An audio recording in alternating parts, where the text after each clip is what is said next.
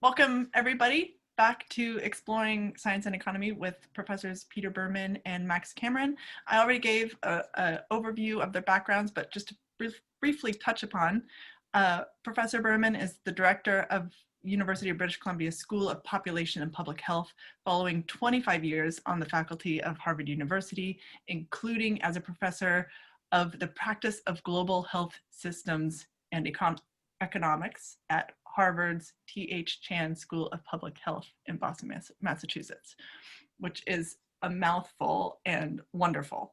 And Professor Max Cameron, director of the Center for the Study of Democratic Institutions, also the author or editor of a dozen academic books with a specialization in comparative politics, mostly in Latin America, constitutionalism, democracy, and political economy. So thank you both so much for taking the time to share this important conversation with me and all of us. I really appreciate you being here. Thank you. So Professor Berman, I would like to give you the floor first today.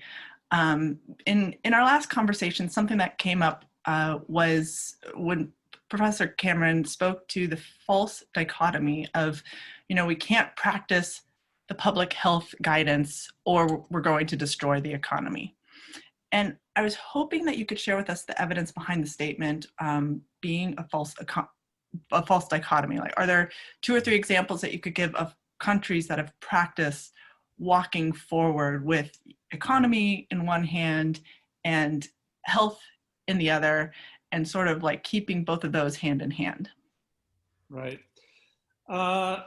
Sure. Well, I'll try to come up with an example or 2, but I think first to sort of tackle the question more directly, I think the key of the argument is that the health, doing something about the health risks is essential to being able to open up the economy. And the basic idea is that until people feel it is reasonably safe to go to work, to go to school, to go shopping, to enjoy things like with other people in outside of their own home, for example. These are the things that drive the economy, right? It's that people shop, that they work, attend to their jobs, and go to these places that are workplaces and so on. Until people feel that it's safe to do that, there's going to be a big downward pressure on economic activity. Okay, so it's not like these 2 things exist separately, right? Can I interrupt for a moment? Because I hear you use the word feel, but it's more than just feel, right? I mean, I know friends who've lost parents. My brother-in-law was really, really sick with blood oxygen levels that were close to what they call a COVID drop. So it's more than just feel, right? I mean, it's people's perceptions driving their actual behavior.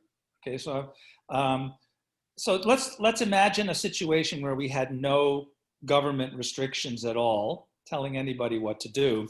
If people were fearful to leave their homes and go to their workplaces and go shopping, which they have been fearful, right? Then they will simply suppress that activity, which they have done. Mm-hmm. So the argument goes that you can't really expect to reestablish full economic activity unless you create the people believe that it is safe to do so, okay? Now, we do see that what people believe is quite variable, okay? Some people believe it is safe to do so. Some people absolutely believe it is not safe to do so. And there are a lot of people in the middle who are kind of thinking, well, okay, I want to try to find a balance that I don't feel too uncomfortable, but I can still not be limited to my own 4 walls, kind of thing, right? So I think, first of all, this is a false dichotomy, that it's the economy or health, okay? What's more important, though, is that it's the nature of the trade-off between them, right? And here we're in a sort of a learning process, I think. Now, we know that very, very strict restrictions if they can be imposed, that is, if people do pay attention to them, that they will severely restrict the spread of the disease. We know that, okay? And we see some countries, particularly, as we've seen in China, where the state has the capacity to do that, right? And so when they do it, we see the result that the spread of the disease is restricted. We see many other countries where the ability of the state to do that lies along a continuum, and then if you have to interplay that with a great deal of what matters for the ability of the state to get that kind of adherence is for the people to believe that it's a good thing to do, right? And that's where we come back to this question of trust and confidence in the knowledge and science. Now, do we know exactly how to do this? No, we don't. And I think it's important that we acknowledge that. We are working with some rules of thumb. For example, some jurisdictions say that if they have significant levels of testing, and if 5% or more of the tests come back positive, they're in a very serious situation and additional measures of control are needed. If it's below 5%, they say we can live with a certain amount of relaxation of these measures, right? Now, is that 5% number absolutely valid for every location and for every subgroup in the population? No, it's an average, right? And it's a guidepost that we're using. And so I think we should acknowledge that as such, it is based on some science, but it is also based on the need to have some guidance that guides decisions, which may not be absolutely true for every individual. Now, we know that probabilities that are calculated on a population basis are not true for every individual, right? Like we know, we do this for many diseases. We know what the average survival rate is for many cancers. That doesn't mean that you or I will survive at that average rate, right? It is just what it's called, an average survival rate. So the same is true with how science has been trying to inform our response to COVID-19. Now, coming briefly to some examples, I think what we're seeing today in the world is a certain amount of cycling.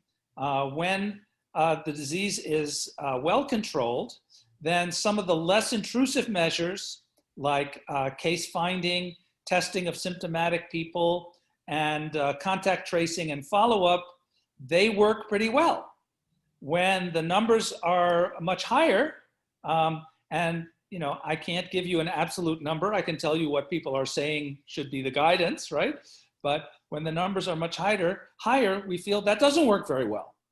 It's not possible to do effective contact tracing and follow-up with thousands and thousands of people in a relatively limited geography, right? So in those situations, we need to act more radically to get things under control again. We see that happening today in Europe. Okay, we see that Europe really did suppress the disease well below what we saw in the United States, many of the European countries. And we see that with the summer and with opening up of behavior and so on, the rate started to rise again. And then today, a number of European countries have announced new restrictions, France, Germany, Spain, right? This is being debated quite actively in the United Kingdom. So the goal is we've got to do something to get things back to the level that we can manage. And I think the argument that I find persuasive is that unless we do that, if things are really, rates are really rising rapidly, and we do see this concept of the R0, which is the number of people that an individual who is infected then goes on to infect. If that number rises to a higher level, then we see the number of infections increasing very rapidly over time, in weeks, right? And we do see hospitalizations and mortality following that, right? So that's the best knowledge we have today. And I think we can see that if people are feeling that there is a high risk of doing more of what has been our normal way of life, they will, on their own, suppress that behavior. Not everyone will do it equally, but on average they will. And so the economy cannot really open up while we are in a situation of a out of control or nearly out of control epidemic. Yeah, thank you. As you were speaking, I was thinking of Susan Hertrick's work. She presented, she's a graphical designer, and she looked at Dr. Sandman's risk and sort of made it in this beautiful graphical design of perception versus actual risk. And what it seems, what I'm hearing you say is this situation is a little difficult because there's a lot of unknowns. And so it's hard to know what the actual risk is, and it's almost a moving target. Yeah, and coming back to the politics, this is one of the things that is, I think we've observed has been difficult for political leaders, is talking about the unknowns, and I think scientists generally feel more comfortable talking about the unknowns, and of course there's a range of opinion, right? So I think when we say that political leaders should follow the science, I think we do have to acknowledge that there's variation in scientific opinion, and political leaders would love to be able to say, I'm certain about this, therefore you should do X. But that's hard to do, and I think it's hard for a political leader to convey that uncertainty to the population. I don't know if you has some views about that. Yeah, and what I heard you say yesterday too is that what one of the strengths of BC's approach was to let the scientists speak for themselves, and so they could convey the uncertainties. And I know there's a lot of nuance in science. I'm a numerical ocean circulation modeler, so particularly in a case where models are being used, it's really important to be able to say what the models can and cannot say. And I do think scientists are best able to speak to that. But I'm wondering, before we switch over to talk to Professor Cameron, is there some advice, like in terms of what a scientist would say for this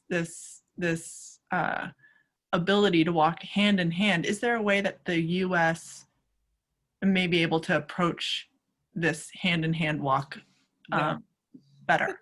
I think we're hearing some of those things from the scientists. I think, for example, the idea of wearing masks in public settings. The general sense amongst the scientists, I think, is this is a relatively small ask of people. Mm-hmm. It is an inconvenience, but it's not, for many people, it's not a huge inconvenience. And it seems to be pretty effective. So why don't we just, all agree to do that? Right. I'll tell you, I was in the US a few weeks ago, and in some of the states that are often reported as not being very sympathetic to this view, but I found that in public places, in shops and markets and so on, almost everyone was wearing a mask. So I do think people do get it. And if almost everyone wears a mask, then if a few people are, insisting that it's a violation of their human rights, it probably won't make that much of a difference. We'll still be able to stay in that threshold where we can respond to it and not have it go out of control. Yeah, that seems like a nice walk hand in hand. So I want to kind of harken back to the original motivation for this conversation that we've been having, which was a statement that President Trump made on October 18th, which was, he's going to lock us down. He'll listen to the scientists. If I listened totally to the scientists, we would right now have a country that would be in a massive depression.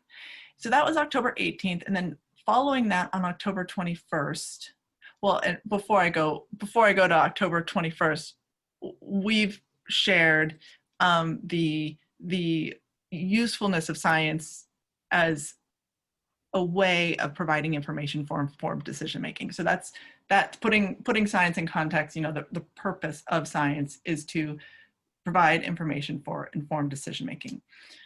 So following this, on October 21st, there was then this executive order creating Schedule F in the accepted service.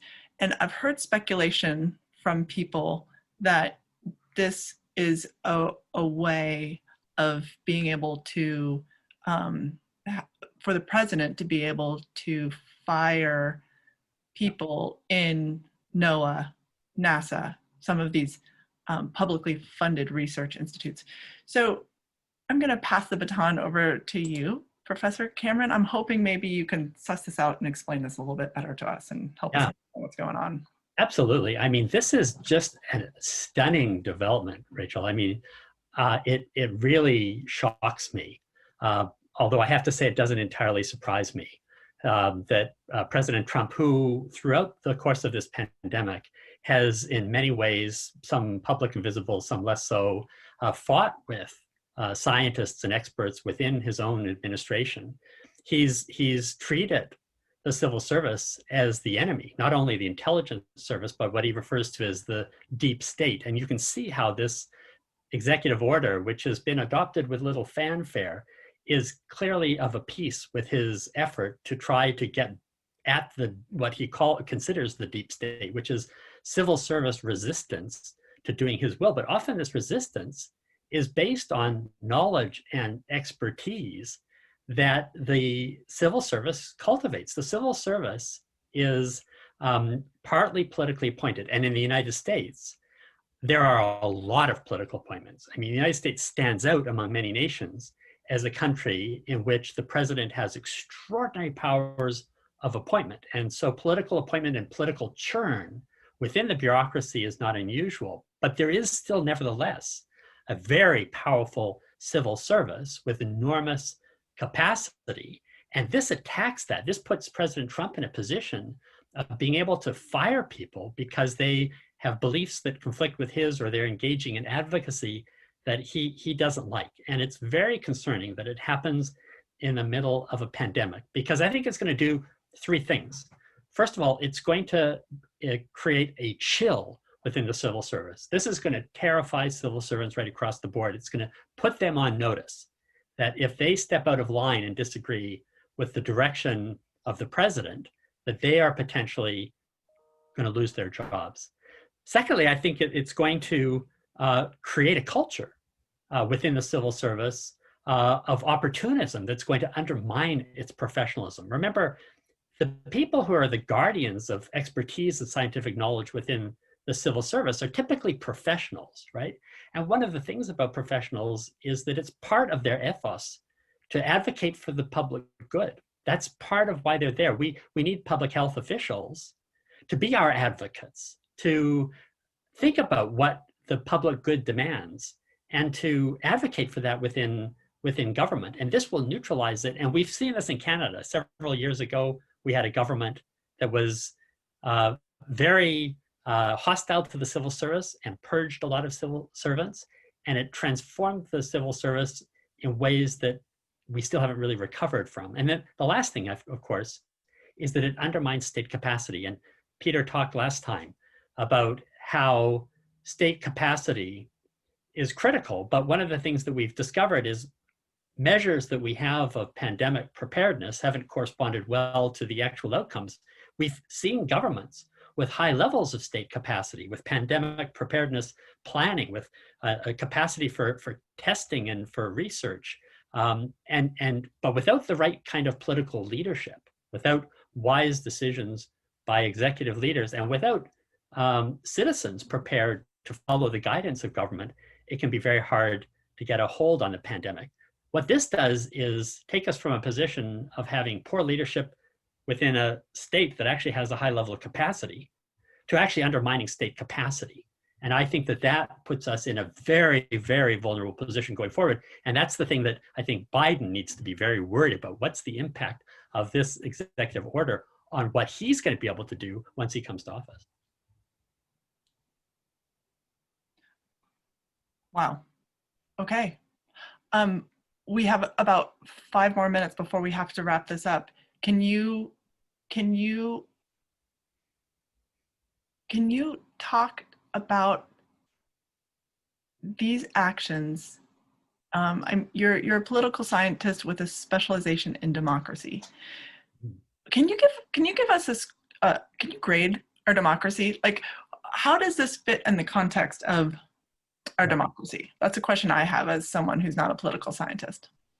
Well, we organized a conference several years ago with the American Political Science Association here at UBC on getting things done in democracy. And we took on the challenge of how do we create democracies that can actually do things? We often think about democracy as a system where we check power, but it's also got to be a system of enabling people to accomplish things collectively. And so part of what we need science to do in that context is to enable us to have a bureaucracy that makes effective risk assessment, that communicates that to the public, and an educated public that understands what it is the government is trying to do, so that we can work together to actually accomplish things. So I think it's really important to think about democracy as the quality of democracy. A high quality of democracy is one that has an excellent civil service, an educated citizenry, wise leadership. And those things are assembled in such a way that when we confront a threat, we can actually collectively respond to it. And what the politics of the Trump administration, and we've seen this in other places as well, Bolsonaro in Brazil, and Modi in India, Johnson in the UK. One of the things that the politics of hyper partisanship and polarization does is it makes it more difficult for us as a community to collectively assess those risks. And I think I agree very much with what Peter was saying, that, risks are highly subjective. And even for the modelers, even for the experts, Bonnie Henry was asked, when will you know you flattened the curve? And she said, it's going to be when we are able to look back and see that the curve is coming down, right? So you can't put a date on these things, right? These involve a complicated dance. Similarly, we've got a colleague in the CDC here in BC, and I asked him about the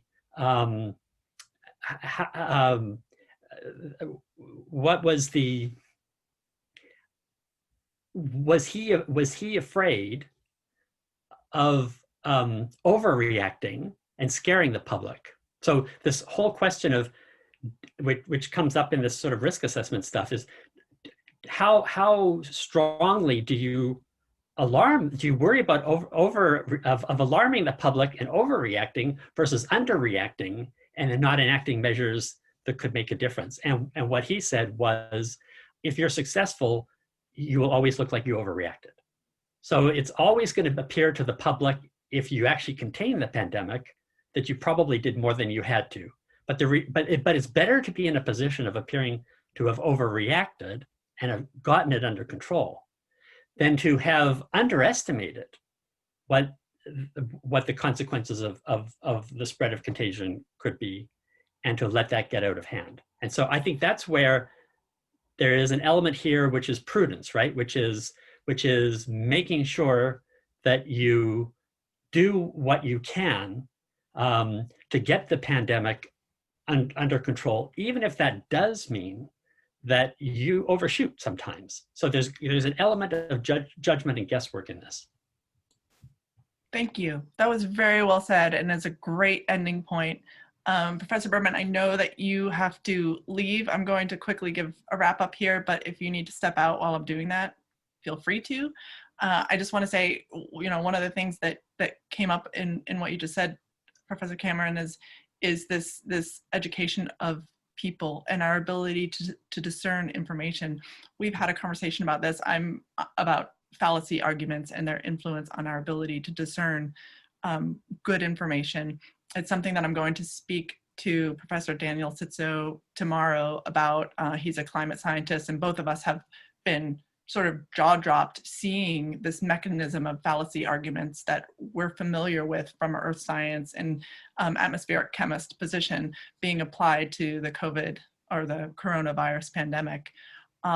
So it seems like there's many pandemics going on all at once and on many different levels, from power structures in the presidency to power structures among people and how we discern information. And it's great to be talking about this with both of you. So thank you so much for your time.